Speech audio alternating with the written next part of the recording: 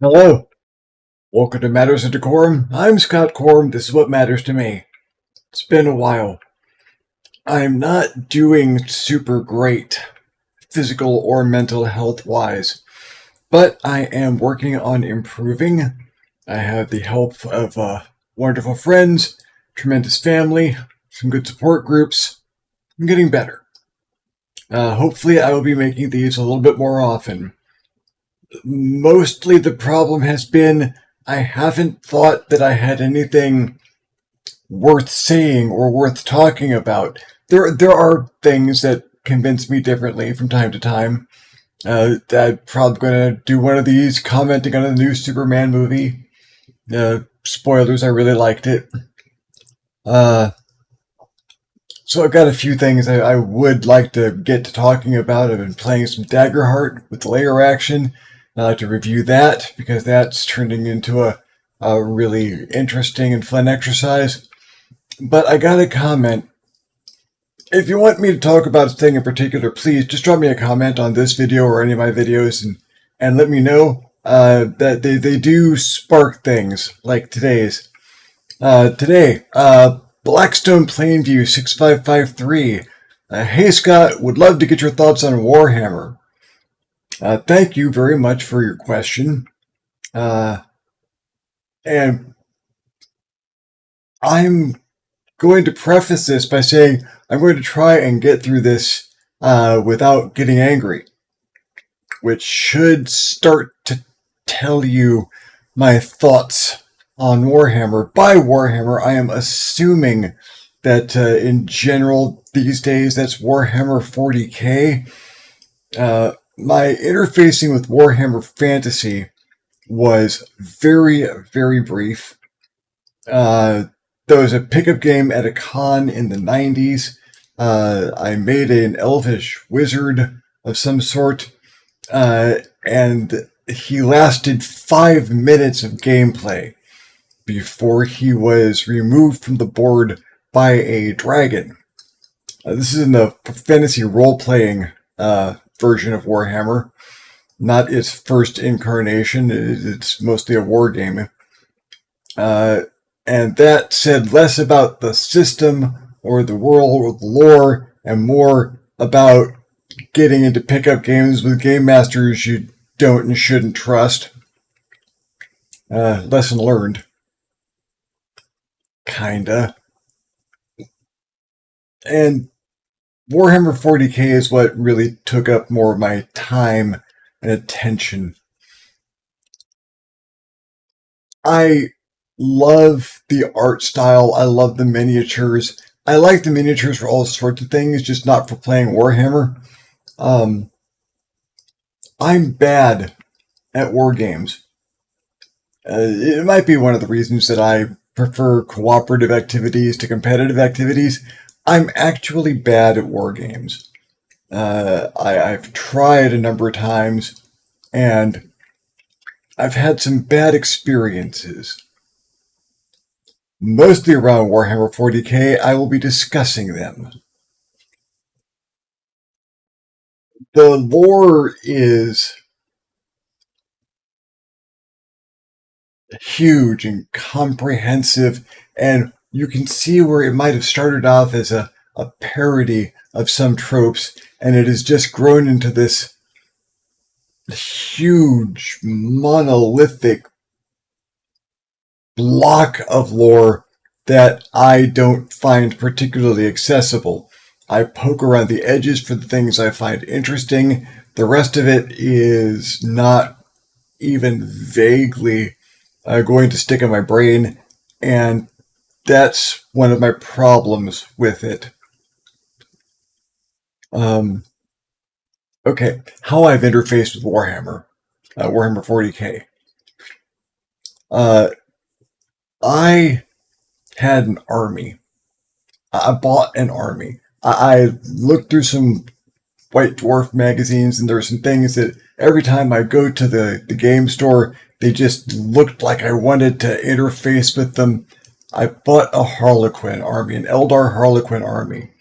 And I had done some miniature painting before, but I really threw myself into this one. It would have looked cartoonish and garish and amateurish to a painter, even to my eye today. I don't think I have many of those figures around. I had a hard time finding them.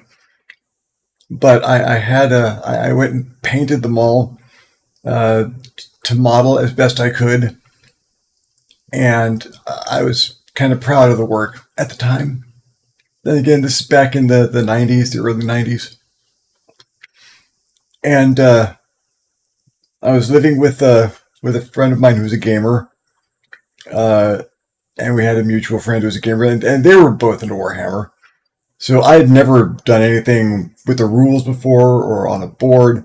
So we had so they decided, well, let's have a battle on the table in the kitchen. That's perfect. That sounds good. We had some building blocks used for terrain. That was kind of fun. And they both brought their full Space Marine armies. And they were going to fight the Haldor Harlequin. And you should start to see where this went bad early on, but it got so much worse. I started to set things up. The Harlequin are good in close combat, and so I set some blocks tied together, and I got complaints from the other guys that I was favoring a close quarters map, and that would give me an unfair advantage. So we cleared that in lieu of a large road that one of them could drive their Predator tank down. And yeah, in the service of balance.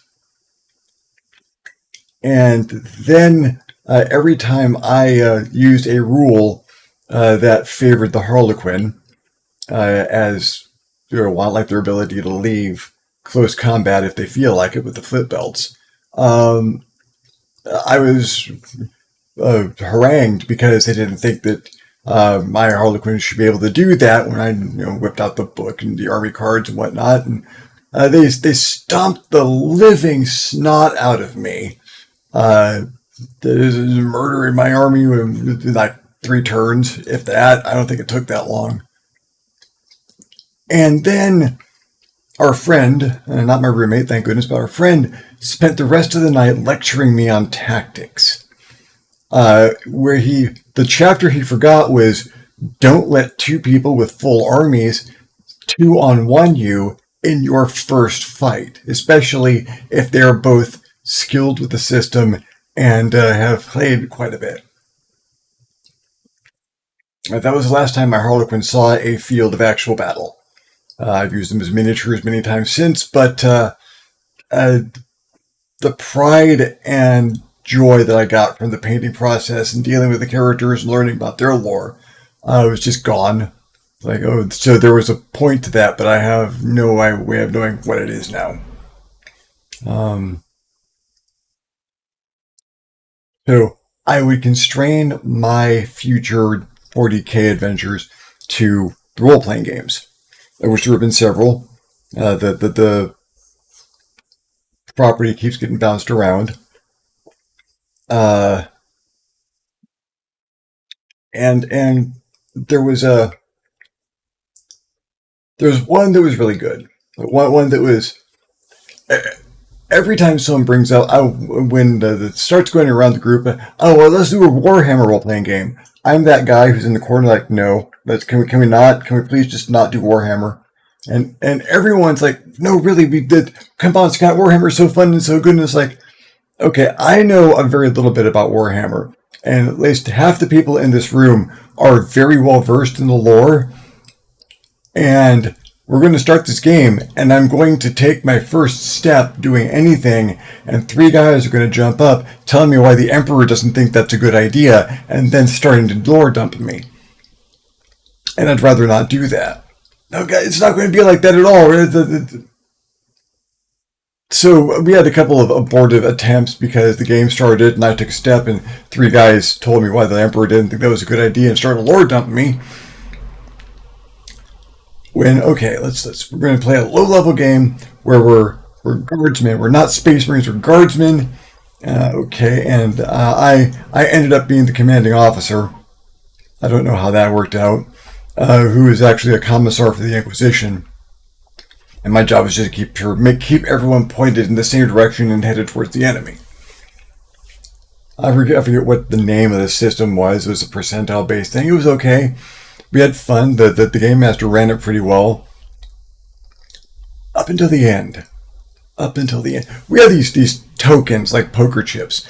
They represented a very rare resource we had, but if we really needed to change fate in a big and monumental way, we'd give one of those to the game master, and he would have that used for future things, but it would mark our dedication to getting this done. Well, he was running another game that were playing Space Marines another time, another day of the week, and he decided he was going to interface our group, so it was going to be fun. And like our second to last game, one of those guys got a hair up his ass to just harangue us for. We did a job that almost killed us. We took heavy damage and had some casualties, but we mostly made it out. And the Space Marine said he was going to harangue us for doing a terrible job and questioning our loyalty, and it was just a downer. So we went through the adventure and got to the end, and it's like, and I'm going to see if I can't report that guy for trying to diminish the. Because it was with the Inquisition, I could try and call an Inquisition on him, and I had a fairly decent reasoning behind it. And the game master said, "Well, I'll forward that, but I don't think I flung my poker chip at him." I was like, "Well, okay," and then everyone in the room flung their poker chips at him as well. They're sailing through the air to land on the table. It's like, okay, I got it. So something's got to happen to this guy. Because that's in the parlance of that game, by that system, that's monumental, thunderous effect to the plot lines and whatnot. And this guy dicked with us. We were going to, and absolutely nothing happened to him. Our game was ending, and Brian was going to have to go on and continue running for the other group. So he didn't. He heard that there was a problem, and but nothing happened. Nothing's going to happen to the guy who's a Space Marine, and you're scrubs, and it's just. And that soured me even more. It's like, okay, we can go through all of this and one dickhole in another game can decide that you're not having that we're going to just wreck that for you. Yeah. So a few years went by, and so let's play a 40K game. Okay. Let me throw this out here. No. Well, come on, Scott. 40K is really good. It's like, if you guys don't lore dump me the first time I take a wrong step, someone at another table is going to turn everything that we accomplish into nothing. So, no. Okay, I set a game, nor the game, and everyone's playing fairly low-level versions of what they are, so that we can level up, and it's going to be good, and it's going to be fun, it's going to be good. And there's this thing happening with the Rift, and so you're on the far side of the galaxy, and out of the Emperor's view, and everything is just different. So there's not even people calling for heresy. There's not going to be any heresy. So it's like, so why are we playing 40K? But people wanted to interface with the lore. Okay, what characters are available? What looks interesting to me? Oh, Eldar Bonesinger. Okay, I like elves. I like Eldar. I like the people who repair their battle equipment, their tanks and their war walkers and their jet bikes and whatnot, on the battlefield during combat by psychically singing up matter from the warp and causing it to form into wraithbone, and for which they sing that into place in the equipment to repair it or even create it. They're the engineers and builders of note. And the game master's like, okay, so we do this. And so that power's not really listed in the game. It's kind of fan generated, and they haven't done a very good job of it. So we'll make do as we go along. We make do. So there were fighters in their group and psychers in their group. Everyone had their thing to do, and my thing to do was to do the wraith singing, the bone creation thing. And I tried to make a knife. A nice knife, so everyone in the group could have a knife that had our symbol on it and get some camaraderie. And the game master says, okay, well, it's going to take you about a week. And I'm like, why? Oh, well, out of the factory, you get the forge and the metal, and you have to pound it out and everything. It's like, I'm not doing any of that. I'm singing this out of nothing. Yeah, but I kind of figured it's going to have to take them out at the same time. Why? Nerfed the one ability that my character had. My character who could, with two other guys who could, with the same ability, stand on a battlefield in combat conditions and sing half a tank back into existence in 2 turns. But it's a week to make a knife. Anything I was trying to do was going to take a huge amount of time. And that was the only advantage I saw in the character. It was not only to generate equipment for the group. Not for me, for the group. But I could do it pretty quickly and make it high quality. No, that was too cool for the Game Master to have in this Warhammer game. I don't interface with Warhammer very well. You may have noticed. That being said, aside from the fact that the fact that the lore is monolithic is a tribute to the fans and the company who produces it and their dedication to producing material and producing quality material with an interesting visual aspect that catches the eye and the imagination. There is a lot of good in that. I'm not a fan of the business model that Games Workshop employs with Warhammer 40k, which is to release a set of miniatures and rules for using those miniatures in a war game that are comprehensive and exclusive of the miniatures that were included with the war game when it was released, or miniatures that are included after the release, but conform to that rule set. They're officially for that rule set. And letting people get involved in that and play that and get into tournaments and things, get painting done and buy and spend huge amounts of money on these miniatures. Huge amounts of money. Again, I like the miniatures. I think they're attractive. They're high quality for the most part. The paints that they sell and everything are super expensive for what they are.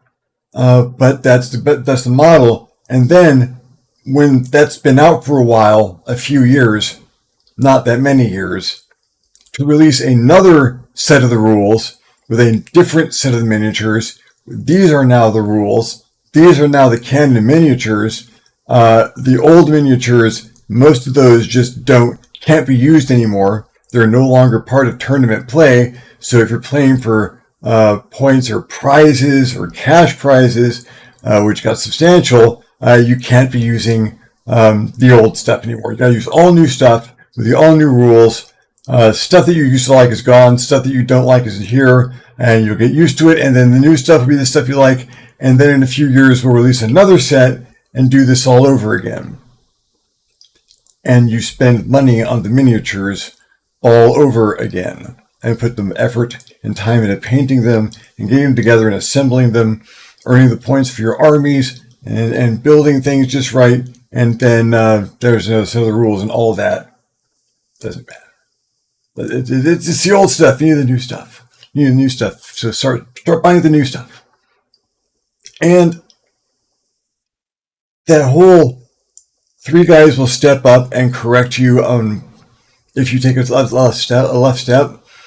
That comes from them being tabletop wargamers and being that invested. And there's this culture around Warhammer where it's way too easy to be a newbie getting in, trying to fit in, bringing up something that you that you like, you're proud of, you think is interesting, and then just having it stomped out of you and having the joy surgically removed by the guy who owns the shop and he's been playing for 50 years, and that's not how we do that. If it was an isolated incident, if it was just me, I mean, that's one thing. But this is from people I know, friends of mine. There have been times and things and incidents, and I, again, I like the universe as an IP. I like the possibilities it presents for fiction. I like I like the visual elements and the character ideas. There's good information there, and it is packaged in people being dicks to me about it. And no, and I'm sure that there is a group out there who plays well, and people that are beginner friendly, and they're a little loose on which rules they do and don't use, and they've got their miniatures. They're not that big on paint them the way you want to paint them. It's okay. It's a game. I'm sure there's a group like that out there, and I'm sure someone from that group, someone from one of those groups, like, hey Scott, there's this. We'd like to give you a good experience of Warhammer, and can you just say that, like, I'm there's so many things I will give that a try with. Warhammer is not one of them. Warhammer has been ruined to me on a genetic level. I have only had one positive experience out of a Games Workshop game, that being Blood Bowl, which takes fantasy races and such, throws them together in a football game, and you are wargaming a football game. I'm not a wargamer. I don't wargame well. I'm bad at it. I am less a sports fan and could care less about football. I played some after school, not on the school team, God no, with my friends back in high school, and had some fun doing it. But then we go talk about comic books and see a movie, and that was better. Uh, but a group I was with in Culver City, they had a Blood Bowl tournament. They had teams and rosters, and why don't I run a team? It'd be fun. And I was not in a position in this group that I could say, let's do a different activity. This was the activity that they were going to do, and if I wanted to be involved with the group, okay. So I had a team. I had a chaos team. I called them the Raging Nads. And I had fun with that team in Blood Bowl because I refused to play football. Everyone else was playing football. I was playing a war game. I played to see how many of the other team I could take off the roster by the end of the game. I got good at that because everyone else was playing football and trying to get points because they were interested in their tournament and what their stats were going to be at the end of it. And I just didn't care.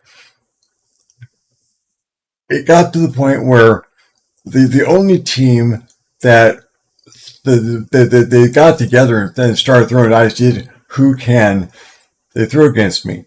And there was one of the guys had an undead team. And was like, well, you can't kill my guys. They usually get up after the game. So it's okay.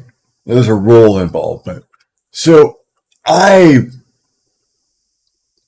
took half his team off the board by the end of the roster. Because when I realized they were undead, I just used one undead to beat another undead while the ball lied untouched on the field. And poor guy, he had the undead team, so most of them were going to be able to get back afterwards, except he was the guy in the group, the only one with worse dice luck than me. And on every roll for his guys to resurrect at the end of the game so they'd be available for the next one, he failed all but one. I decimated his team. The only enjoyment I got out of a Games Workshop game was being a dick to other people playing. And I'm not sure if that's a fair indication of the culture or the groups in which I found myself attempting these sojourns into the Warhammer world. But it is my experience of it.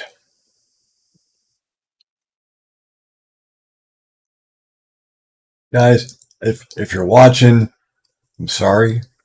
I should actually try. I that one session towards the end when the other team just left the football in the center of the field and backed off to the sidelines and told my team how to score a point, and in fact begged me to just pick up the ball and run to the end zone, which I did. I actually had 1 point in the entire tournament.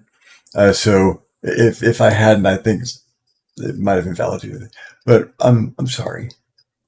I I should have engaged the game more seriously, but it was orcs playing football. I had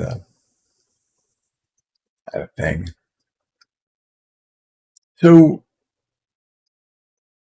my thoughts on Warhammer.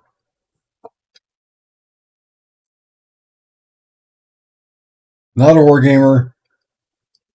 Didn't enjoy my role playing experiences. The massive hierarchical nature and the phenomenal amount of lore involved. This just makes it rough for me to pass the gate of entry. It's not terribly accessible for me. That being said, I like the Necrons. I stopped playing long before the Necrons were an option, or they'd have been my next choice after the Eldar Harlequin. I know some people consider them cheaty, or at least they did when I was looking at the rules and they were there. I like their design. I like their lore. I kind of dig the way they function on the battlefield, but I do not have the resources to purchase a Necron army, and nothing to do with them but paint them in an unsatisfactory way and display them or have them in a box.